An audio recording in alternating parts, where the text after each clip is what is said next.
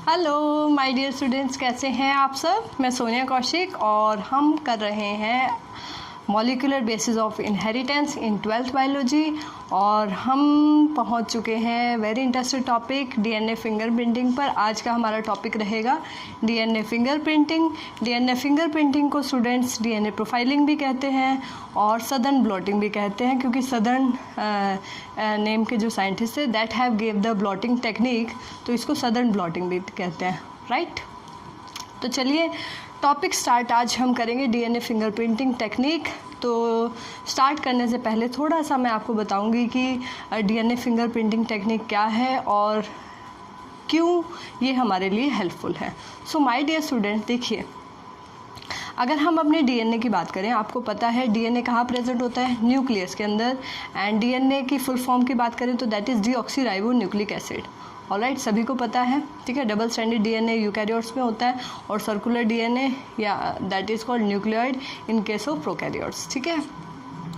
So DNA की fingerprinting that means DNA को match करना, ठीक है, डीएनए को मैच करना।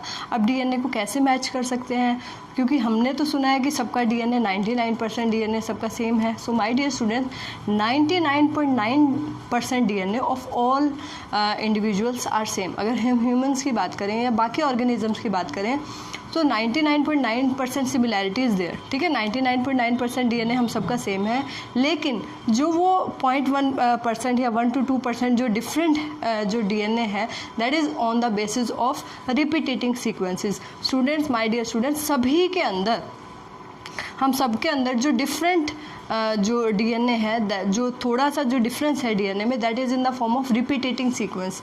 लाइक मेरा जो रिपीटेटिंग सीक्वेंस है, फॉर एग्जांपल मैं वैसे बात कर रही हूँ 80-80-80, किसी के अंदर हो सकता है कि किसी के अंदर सीक्वेंस जो है AG का सीक्वेंस है। तो सभी के डीएनए के अंदर सीक्वेंस आपको पता है AT GC न्यूक्लियोटाइड्स प्रेजेंट होते हैं, तो सभी के सीक्वेंसेस में कहीं ना कहीं डिफरेंस मिलता है और ये सीक्वेंसेस ज़्यादातर सैटेलाइट डीएनए में मिलते हैं, ठीक है। सैटेलाइट डीएनए मैंने आपको बताया था क्या होता है, ठीक है। फॉर एग्जांपल ये क्रोमोसोम है स्टूडेंट्स और दिस इज़ सेंट्रोमियर, इसको प्राइमरी कॉन्स्ट्रिक्शन भी बोलते हैं।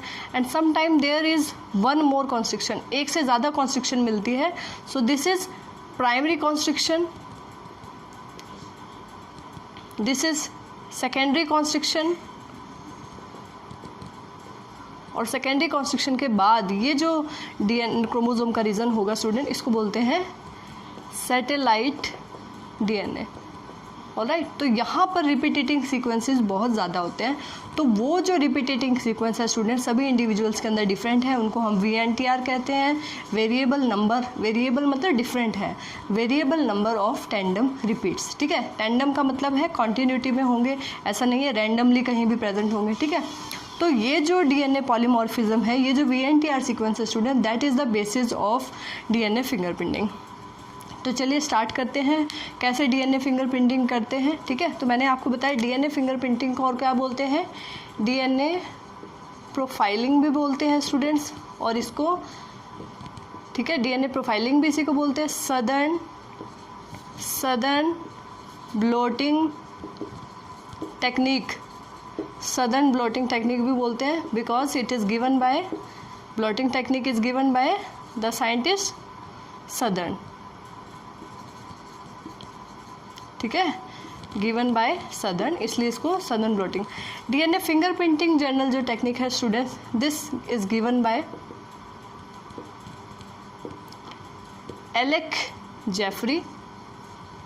इंपॉर्टेंट है स्टूडेंट, नीट में आ सकता है। एलेक जेफरी इन 1985 में एलेक जेफरी ने एक technique the, that technique is called DNA fingerprinting technique. किस पे डिपेंडेंट थी स्टूडेंट्स, देखिए 99.9% डीएनए क्या है of all individuals is same, क्या है, सेम है। But some regions of DNA having variable number of repeats and these variable number of repeats are different in different individuals. और स्टूडेंट्स इन सीक्वेंसेस को क्या कहा गया, variable number of tandem repeats, इनको कहा गया VNTRs. ठीक है, VNTRs, variable number of tandem repeats. Alright, कहाँ प्रेजेंट होते हैं मैंने बोला आपको, VNTR generally present in satellite DNA. Satellite DNA secondary construction के बाद. कॉन्स्ट्रक्शन क्या है स्टूडेंट, जिसको हम सेंट्रोमियर भी बोलते हैं. तो एक से ज़्यादा कॉन्स्ट्रक्शन है तो सेकेंडरी कॉन्स्ट्रक्शन. ऑलराइट, तो variable number of tandem repeats, और इनको क्या कहा, सैटेलाइट DNA. ठीक है स्टूडेंट, और ये डिफरेंट इंडिविजुअल्स के अंदर डिफरेंट होगा, और कहीं ना कहीं ये variable number of tandem repeat जो हैं कहीं ना कहीं matches to close relatives like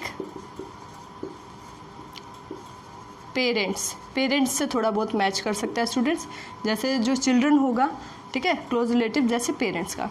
तो चिल्ड्रन का DNA रिपीटेटिंग सीक्वेंस किससे मैच कर सकते हैं, अपने पेरेंट्स से मैच करता है. क्यों, क्योंकि वो हेरिडिटी मटेरियल है DNA, that is from parents. ठीक है, बच्चों के अंदर जो सीक्वेंस होगा वो कहाँ से होगा, पेरेंट्स. तो ये variable number of tandem repeat student, this is the basis of this technique, DNA fingerprinting technique.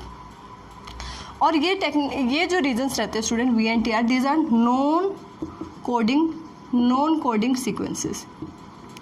Non coding sequences हैं स्टूडेंट्स, ये किसी प्रोटीन को या किसी mRNA को कोड नहीं करते हैं. They don't code for any mRNA और प्रोटीन. तो नॉन कोडिंग सीक्वेंस है, और इन VNTRs को पता करके और इनको प्रोब से अटैच करके ऑटो रेडियोग्राफी करके we can analyze the DNA fingerprints of individual. तो देखते हैं ये प्रोसेस कैसे की जाती है student. So basically it is based on repeating sequence.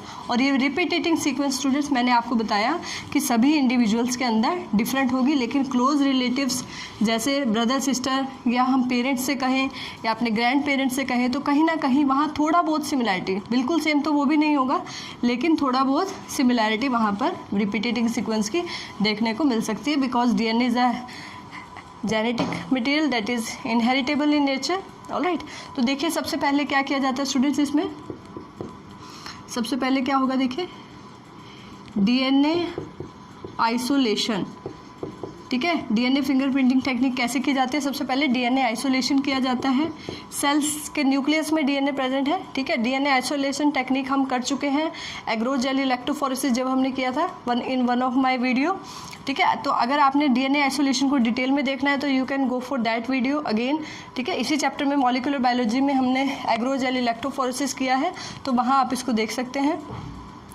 So DNA isolation किया स्टूडेंट्स. तो DNA आइसोलेशन के बाद जो DNA आया, ठीक है, उस DNA को रेस्ट्रिक्शन एंजाइम से, ठीक है, रेस्ट्रिक्शन एंजाइम्स से ट्रीट करवाया, and the DNA get fragmented into different parts. ठीक है, डिफरेंट पार्ट्स में अब उसका क्या करवाएंगे, तो रेस्ट्रिक्शन एंजाइम से ट्रीटमेंट हुआ. थर्ड स्टेप में क्या करेंगे स्टूडेंट्स, एग्रोज जेल इलेक्ट्रोफोरेसिस. आपको पता है एग्रोजेल इलेक्ट्रोफोरेसिस क्यों किया जाता है, ठीक है, to separate the DNA fragments. ये जो DNA फ्रैगमेंट्स हमारे पास आ गए हैं, ठीक है, तो इसको सेपरेट करने के लिए. ठीक है स्टूडेंट, अगर DNA आइसोलेशन जो हमने किया, अगर सिंगल सेल से किया तो वो DNA कम होगा, तो इस केस में हम उसको एम्पलीफाई भी कर सकते हैं PCR से. ठीक है, PCR जैसे जीरोक्स मशीन है, फोटोस्टेट मशीन है, that gives you multiple copies of a single page. Similarly DNA के फ्रेगमेंट्स की डिफरेंट कॉपीज हम बना सकते हैं, एम्पलीफाई कर सकते हैं DNA को, that is with the help of PCR, polymerase chain reaction, that is given by Kary-Mullis. We have also discussed this in detail in one of our video lecture, so you can again see that. तो देखिए DNA isolation किया, restriction enzyme से treat करवाया, एग्रोज gel electrophoresis करवाया. देखिए student, एग्रोज gel electrophoresis करेंगे तो क्या होगा, ठीक है। एग्रोजेल में चार्ज के बेसिस पे डीएनए मूव करता है। डीएनए का चार्ज कैसा है, नेगेटिव, तो किस तरफ मूव करेगा, पॉजिटिव एंड की तरफ। तो जो छोटे फ्रेगमेंट्स होंगे वो पीछे होंगे और बड़े फ्रेगमेंट्स कहाँ होंगे, और पीछे आते चले जाएंगे। Is that clear? ठीक है। तो on the basis of size हम यहाँ पर डीएनए फ्रेगमेंट्स को जो है डिफरेंट कर सकते हैं। साइज़ वेरिएबल होगा, थोड़ा और बड़ा होगा ये। तो डीएनए देखिए, सबसे छोटा फ्रेगमेंट आगे है, सबसे बड़ा फ्रेगमेंट पीछे है। तो एग्रोजेल इलेक्ट्रोफोरेसिस से हम इसको सेपरेट कर सकते हैं। और सेपरेशन करने के बाद, ठीक है स्टूडेंट्स, अब जेल पे हम डीएनए को बहुत ज़्यादा लंबे समय तक इन फ्रेगमेंट्स को नहीं रख सकते। So if we have to store for long time, अगर हमने डीएनए फ्रेगमेंट्स को, ये क्या है स्टूडेंट्स, डीएनए फ्रेगमेंट्स, इन डीएनए फ्रेगमेंट्स को लॉन्ग टर्म के लिए अगर आप फिंगरप्रिंटिंग टेक्निक अगर आपको करनी है, तो you have to transfer of DNA fragments को ट्रांसफ़र कर लेंगे किस पे, on nitrocellulose membrane, very important, nitrocellulose membrane पर इनको ट्रांसफ़र कर लेंगे। ठीक है, transfer of DNA fragments into nitrocellulose membrane, या फिर नायलॉन भी यहाँ यूज़ हो सकता है, but commonly nitrocellulose membrane is used. ठीक है स्टूडेंट्स, इस टेक्निक को, इस पार्ट को हम ब्लोटिंग कहेंगे, ब्लोटिंग टेक्निक कहेंगे। क्यों ब्लोटिंग कहेंगे?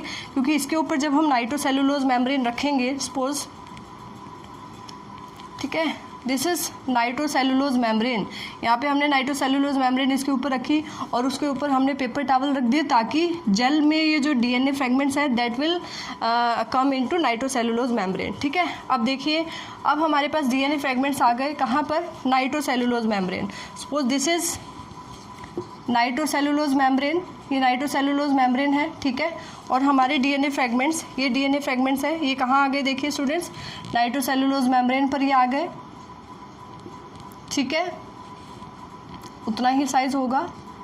तो ये हमारे पास, मतलब on the basis of size, छोटे फ्रेगमेंट्स आपको पता है जेल में भी आगे थे और यहाँ पर भी आगे रहेंगे, और बड़े फ्रेगमेंट जो है पीछे की तरफ रहेंगे। तो स्टूडेंट्स, ये है हमारी नाइट्रोसेल्यूलोज मेम्ब्रेन। ठीक है, ब्लोटिंग हो गई membrane. Now what will we do, nitrocellulose membrane के बाद स्टूडेंट क्या किया जाएगा, देखिए नेक्स्ट स्टेप में। ठीक है, so DNA isolation first step, second step treating with restriction enzyme, third एग्रोजेल electrophoresis. ठीक है, अगर डीएनए कम है तो यहाँ पर हम एम्प्लीफिकेशन कर सकते हैं। एम्प्लीफिकेशन कब करेंगे, जब डीएनए सैंपल हमारे पास कम है, तो यहाँ हम एम्प्लीफिकेशन कर लेंगे। कैसे करेंगे, पीसीआर क्या है, polymerase chain reaction. Who gave this technique? This is given by Carey Mullis in 1983. Alright, चलिए, तो हमारे पास डीएनए फ्रेगमेंट्स कहाँ आ गए, नाइट्रोसेल्यूलोज मेम्ब्रेन पर आ गए। तो थर्ड स्टेप क्या किया था हमने, एग्रोजेल electrophoresis. Fourth, transfer of DNA fragment onto nitrocellulose membrane. ठीक है, नाइट्रोसेल्यूलोज। और फिफ्थ स्टेप में देखिए स्टूडेंट्स, फिफ्थ स्टेप में अब हम क्या करेंगे, जो नाइट्रोसेल्यूलोज मेम्ब्रेन पर जो आए हैं students, that is we will convert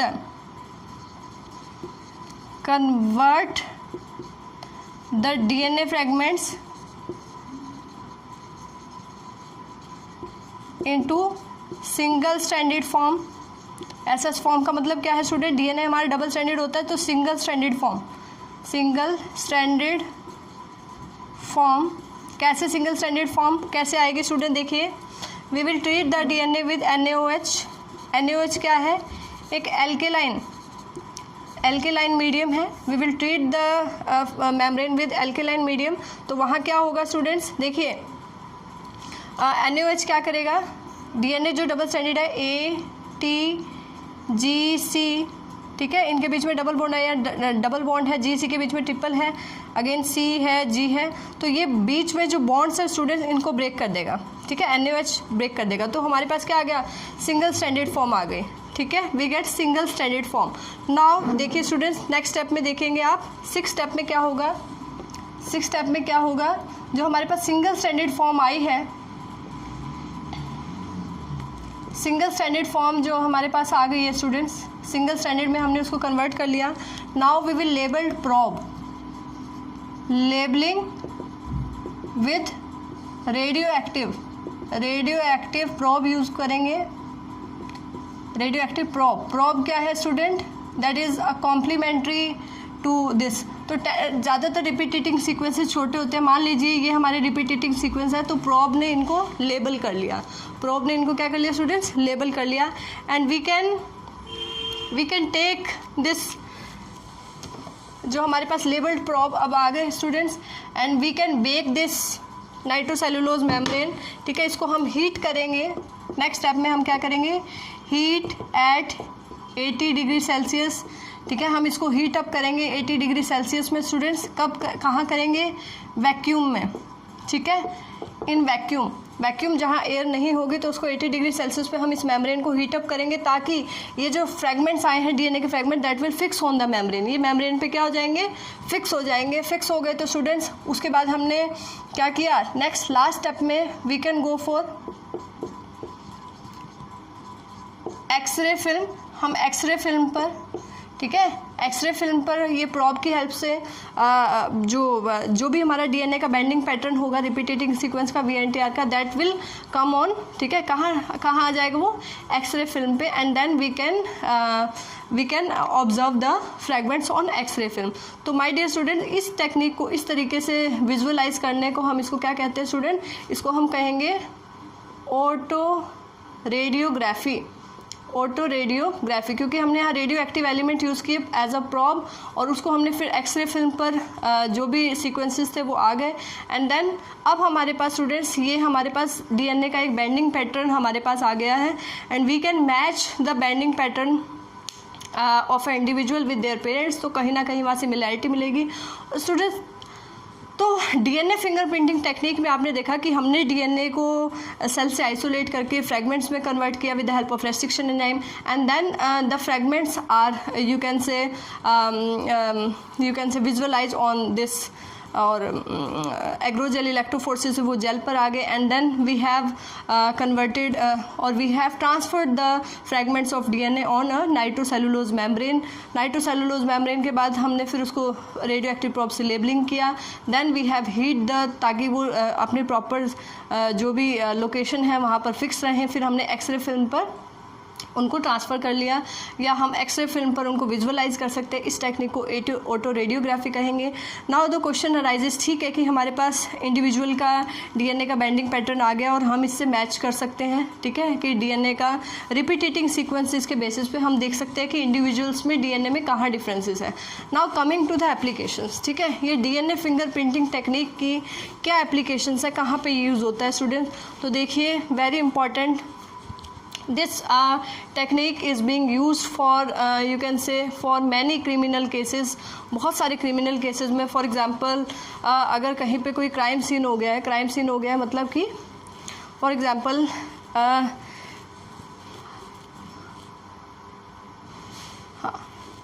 crime scene हो गया है कहीं पे. देखिए, अभी हम बात करते हैं, एग्जांपल्स के साथ बात करेंगे. ठीक है, एप्लीकेशंस की बात करते हैं. एप्लीकेशंस की कहाँ हम इसको यूज़ कर रहे हैं डीएनए फिंगरप्रिंटिंग टेक्निक को स्टूडेंट? तो देखिए, सबसे पहले, ठीक है, टू रिजॉल्व पैटर्नल इश्यूज. ठीक है, टू सॉल्व क्रिमिनल केसेस कैसे? That may be like murder, like rape case etcetera. तो कैसे रिजॉल्व करते हैं स्टूडेंट? देखिएगा, पैटर्नल इशू या मैटरनल इशू. देखिए, कई बार क्या होता है, for example there is a baby. अगर कोई बेबी है and two mothers are saying that I am the mother of baby, and second is saying that I am the mother of baby. In that case, we can go for DNA fingerprinting. We can match the DNA of that child with the 2 mother's, तो biological mother वही होगी जिससे उस बच्चे का DNA match होगा। ठीक है, इस तरह के इश्यूज़ को रिजॉल्व करने के लिए या ठीक है ये यूज़ किया जाता है student. Next for criminal cases के लिए इसको हम कैसे यूज़ करते हैं। रेप केस की अगर हम बात करें स्टूडेंट, तो रेप केस में who is the you can say criminal कौन है वहाँ पे, तो we can take the DNA from that if semen sample is available, or if there is any hair follicle at the site, or if there is any skin cells are there in the nails of the females, मतलब we can take the DNA from that very cell। हम उस cell से DNA isolate करेंगे। वो hair follicle भी हो सकता है, वो कोई स्किन का सेल भी हो सकता है। तो हमें एक सेल चाहिए, तो वो सेल का DNA हम जब आइसोलेट कर लेंगे, DNA आइसोलेट करने के बाद we can go for DNA amplification. PCR से एम्पलीफाई कर लेंगे, मल्टीपल कॉपीज़ हमारे पास आ जाएगी। अगेन डीएनए फिंगरप्रिंटिंग टेक्निक से वी गॉट द पैटर्न, हमें पैटर्न मिल जाएगा। नाउ अब जो सस्पेक्टेड इंडिविजुअल है स्टूडेंट, उससे हम मैच करेंगे। तो जिसका भी डीएनए पैटर्न, वो पैटर्न क्योंकि सभी का डिफरेंट होता है, तो जिसके साथ मैच करेगा तो दैट इज़ द क्रिमिनल, वो क्रिमिनल होगा। देखिए हम एक एग्जांपल से, इसी तरीके से फॉर एग्जांपल कोई क्राइम सीन हो गया है, कोई कहीं पे कोई मर्डर हो गया है, and there are 2 suspected individuals की येस इन दोनों में से किसी एक ने ऐसा किया है। तो student at the crime scene जहाँ पे क्राइम हुआ है, तो अगर वो जो डेड बॉडी है, अगर उसके आसपास कोई हेयर फॉलिकल या कोई डिफरेंट ब्लड ड्रॉप है जो उस डेड बॉडी से डिफरेंट है, तो we can go to take, देखिए ब्लड ड्रॉप में भी आरबीसी के अंदर तो न्यूक्लियस नहीं होगा, लेकिन डब्ल्यूबीसी के अंदर होगा। तो we can take DNA from that single drop of blood. अगर थोड़ा भी ब्लड ड्रॉप वहाँ पे है, या नेल्स में अगर स्किन की सेल्स हैं, तो हमें कोई भी सेल मिलता है, हेयर फॉलिकल मिल जाता है, तो वहाँ से हम डीएनए लेंगे और डीएनए को हम एम्पलीफाई करेंगे। ठीक है, एम्पलीफाई करेंगे डीएनए आइसोलेट करने का भी एक पूरा मेथड है। तो डीएनए आइसोलेशन के बाद we can go for PCR के बाद फिर हम डीएनए फिंगरप्रिंटिंग करेंगे। We can match with the DNA fingerprint of that criminal individual. तो हम क्रिमिनल, असली क्रिमिनल कौन है, वी कैन गेट द।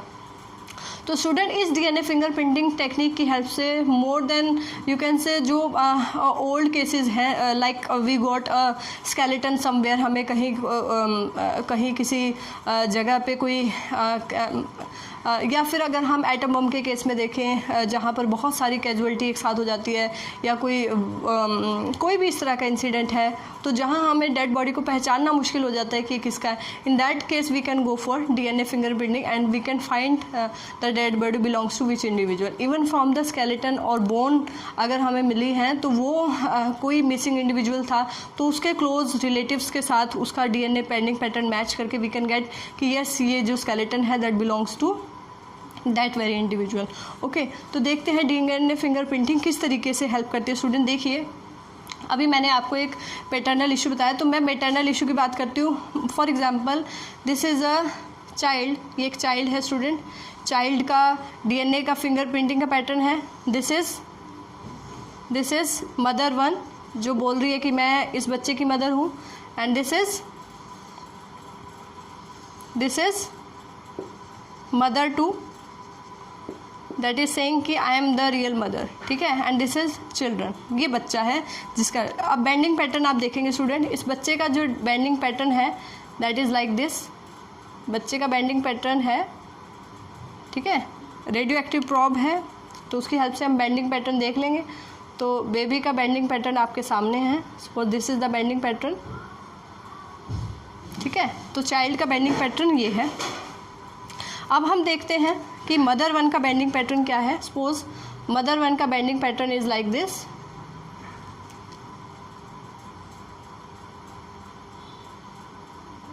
ठीक है, दिस इज मदर 1। मदर 2 का देखें,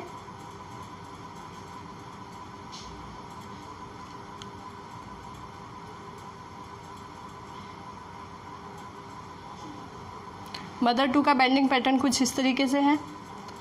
सो नाउ टेल मी, अब आप इन बेंडिंग पैटर्न को देखिए, ये बच्चा है और ये मदर 1 है, मदर 2 है। मदर 1 इज सेइंग कि I am the real mother, mother 2 is saying I am the real mother. और कोर्ट ने आदेश दिए कि yes go for DNA profiling. और उस तरीके से जब रिपोर्ट आएगी डीएनए फिंगरप्रिंटिंग की, then we will tell who is the real mother and we will hand over the child to the that biological mother. तो स्टूडेंट्स आप देखिए ये चिल्ड्रन का है, ये मदर 1 का है, मदर 2 का है। तो बच्चे का जो डीएनए का बाइंडिंग पैटर्न है, जो variable number of tandem repeats का पैटर्न है, that matches to mother 2। That means mother 2 is the biological mother, ठीक है, यानी कि जो रियल मदर है that is mother 2। So my dear students, you can see how this DNA fingerprinting